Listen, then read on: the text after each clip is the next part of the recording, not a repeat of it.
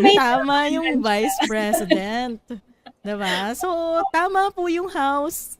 Busisiin nyo ng busisiin yung audit, pero ba pakisama na rin yung audit nung presidential budget? Kasi laki ng confidential fund na yun. That's 4.5 billion pesos. Kaya nga. And Oo. nagsimula Diba? to, di ba, nung panahon ni Duterte. Sandali, may graph ako dyan. Hindi, joke lang. Ay, may graph ka rin. Oh, may ano din ako niyan. O, ikaw naman, pakita mo yung graph.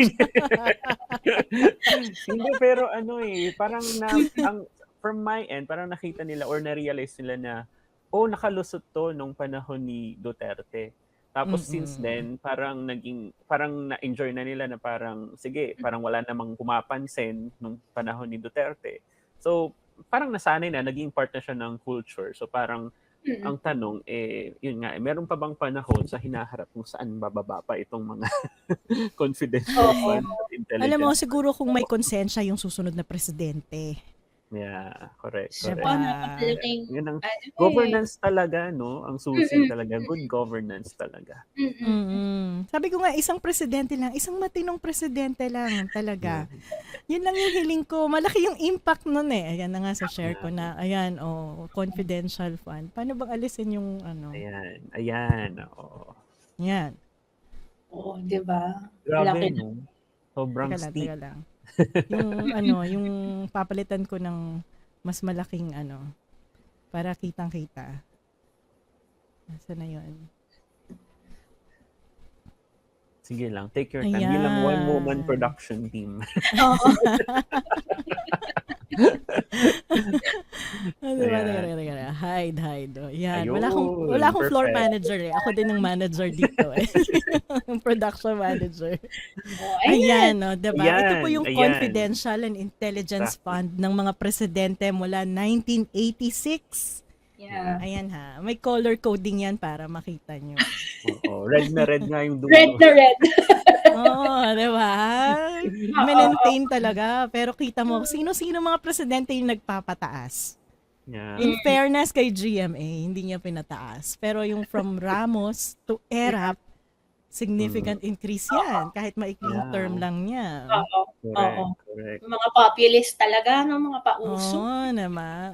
Si GMA medyo maintain niya. Pero kasi di ba historically nung time ni GMA, medyo masikip din yung budget natin dahil dami nating utang na binabayaran dyan. Pambayad sa utang yung budget. Yan yung We may were mga on the brink financial of a crisis crisis. tayo dyan. Diba? Correct.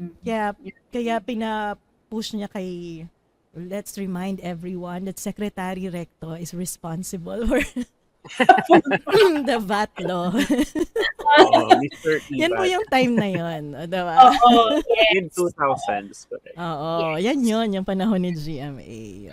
Kaya siguro hindi sila nakapagtaas masyado ng Confidential and Intelligence Fund. Baka medyo nahiya Dahil sila. walang Uy, naabutan ko yun. Nag-austerity talaga noon. Patay ang ilaw at Diba? aircon pag lunchtime. Dahil nag-mature ang maraming utang nung panahon ni Marcos, diba? Oo. At saka yung mga guaranteed loans natin nag-mature na naman. Nasa nasa DTI ako. Patay ang ilaw. So, nagpaypay ka. Oo, ilaw at aircon pinapatay talaga pag lunchtime. Sa government agencies. Oo, tapos pagka 5 o'clock, parang kahit na mag-overtime ka halimbawa, patay na yung aircon, yung ilaw na lang yung O ganun, seryoso austerity talaga yung time ni GMA. Pero alam nyo interesting yun. So from GMA's time, medyo binawasan na natin yung mga guaranteed loans natin ng mga GOCCs. But ito na-pick up ko nung minsan na nasa housing conference ako. Binabalik na naman yan ng Marcos administration. Magbibigay sila ng guaranteed loans for private sector na magtatayo ng mga low-cost housing. Gusto kong makita yung study at saka yung basis, pero guaranteed loans for low-cost housing. Parang feeling ko another source of corruption kasi sinong mag-identify kung sinong construction companies ang makakuha ng guaranteed funding. Yes. Na may guaranteed loan. That's one. Tapos yung accountability, diba? Magkano yung costing niyan? Very reminiscent yan doon sa nangyari nung panahon ng tatay niya, nung martial law. Yan, di ba, bilang nagtuturo ng martial law Oo, economics tama. ngayong semestreng ito. Kaya ako binabanggit Grabe. para pailala mo sa amin. Ayan. Oo, nako, grabe yung involvement ng gobyerno sobrang laking parte ng capital outlays ay sa mga GOCCs na punta. Yeah. So, especially during the crisis din, marami sa mga negosyo ng mga cronies ay kailangan binail out ng mga government financial institutions, PNB.